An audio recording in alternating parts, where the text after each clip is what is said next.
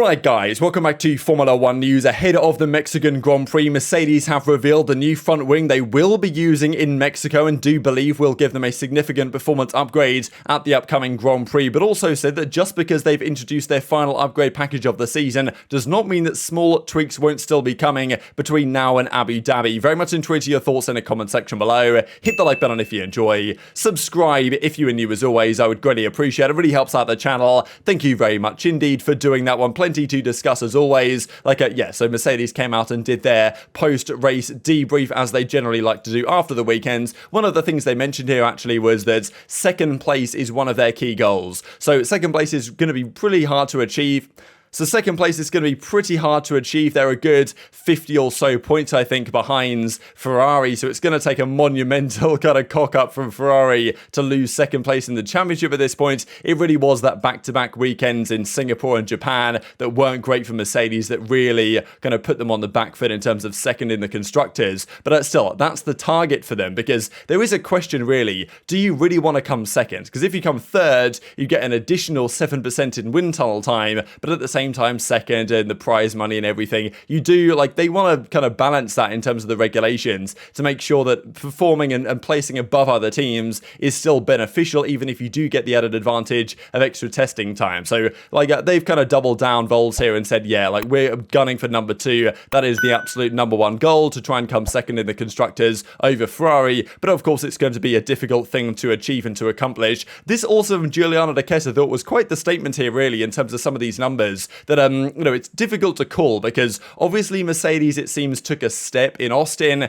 Their car was better than it had been before, certainly in Sector 1 and even in Sector 3, but they still lost so much time in the straights that that performance was counteracted, and Hamilton had to push the tyres very hard indeed to even maintain a gap on Max Verstappen, and eventually it wasn't possible towards the end of the race. And actually what was mentioned here is that these upgrades work, says Giuliano De Chessa, saying that since the kind of technical directive, the car is more stable and in more favourable conditions, implying that since the start of the season they have recovered 0.8 of a second on Ferrari and about 5 or 6 of a second on the Red Bull. So that is quite the significant upgrade. Now, of course, even Chauvelin was saying in this interview, or in this kind of video we'll see here in a second, that look, you can't really judge that much off one weekend.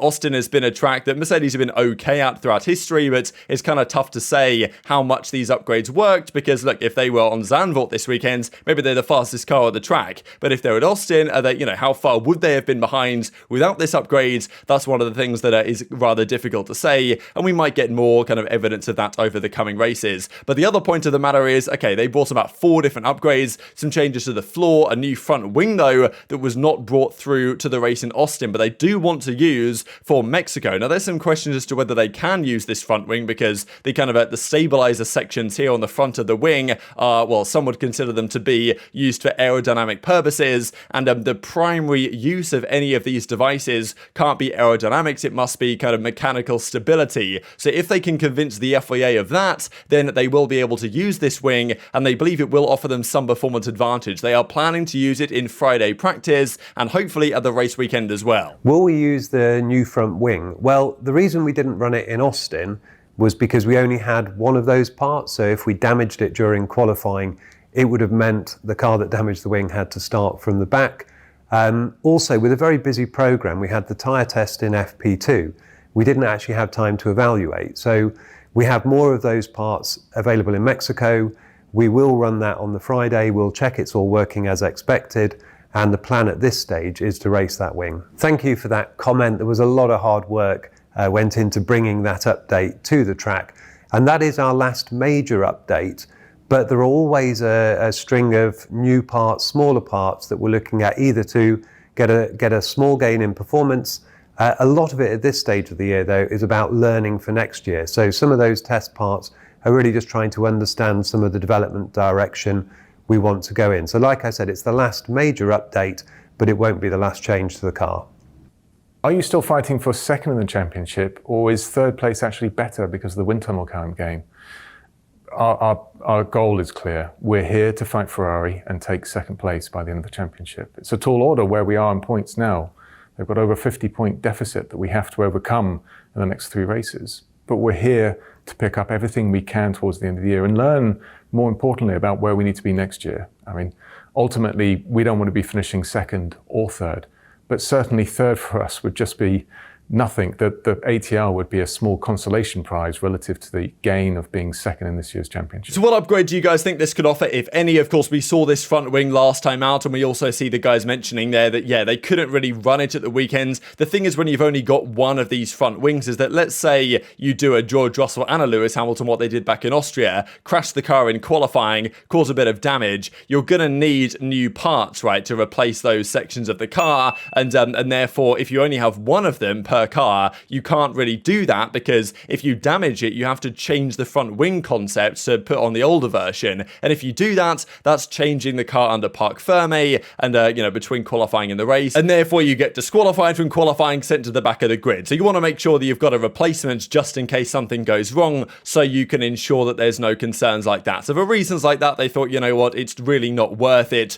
trying to run this front wing. And also other teams had their concerns as to whether this is actually legal or not, because seemingly those aerodynamic devices, what could be considered as such, were rather large. Now, they said they might have to do some tweaks to it to make sure it's viable, but they seemingly are confident they can use this new front wing. Now, how much advantage this is meant to give, really tough to say. Maybe it's another half a tenth of a second, I don't know, but we saw the other upgrades on the car did some pretty decent things without the change of front wing, so they reckon there is some significant benefits to be had from this new design, especially at potentially a circuit like Mexico, where Mexico is a weird circuit. There's a massive straight, but it's pretty much a high downforce circuit. You run the highest downforce you can because the air is so thin up at those altitudes that you generate so much less downforce in the corners than you would on a kind of a circuit at sea level, let's say. So pretty much all the cars will run a very high downforce setup, despite the fact that there's a massive straight on that circuit. So will that help or hinder Mercedes? Probably should play to their advantage to a certain degree, because they can run their higher downforce setup, which seems to work better for them in general, but it does hurt their straight line speed. So that is, of course, one other argument. The other thing that might hurt Mercedes this weekend is the fact that in general, their engine hasn't performed as well at the altitudes as it has done in the past. In fairness, it was pretty decent in Austria this year, which has been a circuit in general that has hurt Mercedes a fair bit. But it's a similar thing in Mexico, where the high altitude means the engine also gets less air, so it can operate less efficiently, and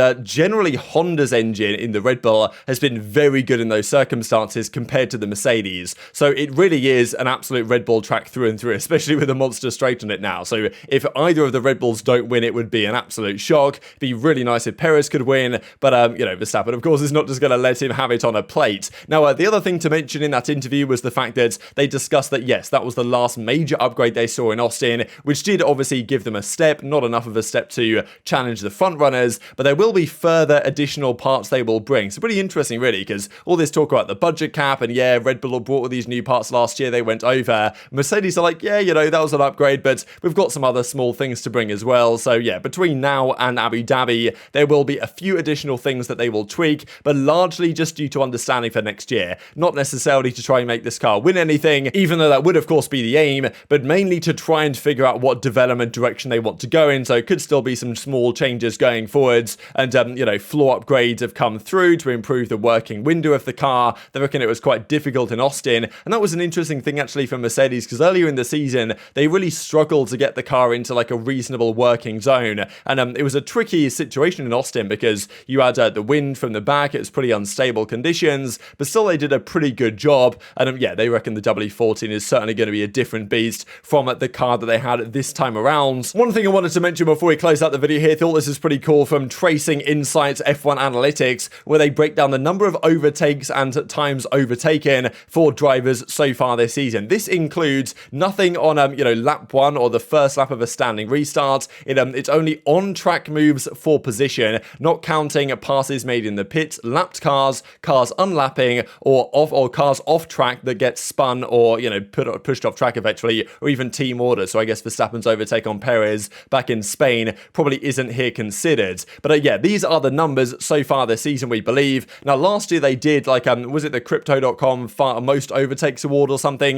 that I think Vettel won. But this year, Hamilton is leading the way, which I guess makes sense, I suppose. But yes, Hamilton, Alonso, Magnussen with 56 overtakes, Sainz, Zhou with 54 overtakes. I thought it was pretty impressive. Verstappen has 48. Of course, generally, the better car you have, the less overtakes you really should need to be making. But Verstappen's often found himself in positions, as has Leclerc, where they take penalties, they have to start further back, and they need to and can very easily make a lot of overtakes. Was kind of surprised here that both Haases have the most amount of times overtaken. Magnussen and Schumacher both been overtaken 82 and 79 times respectively. Like maybe that's due to strategy. We saw the Japanese Grand Prix certainly wasn't advantageous for either man, but also could just be because they seem to be pretty decent in qualifying sometimes, the Haas, and then don't always have the greatest time in the race. Sainz has been overtaken the least at only 7 times all season. Verstappen has 12 overtakes against him, but I suppose a lot of that will probably come from battles with Charles Leclerc over the years. And yes, we can see the numbers go down here. So the average overtakes is about 39. Hamilton's up at 59. Latifi's made 19 passes. Riccardo, Albon, Bottas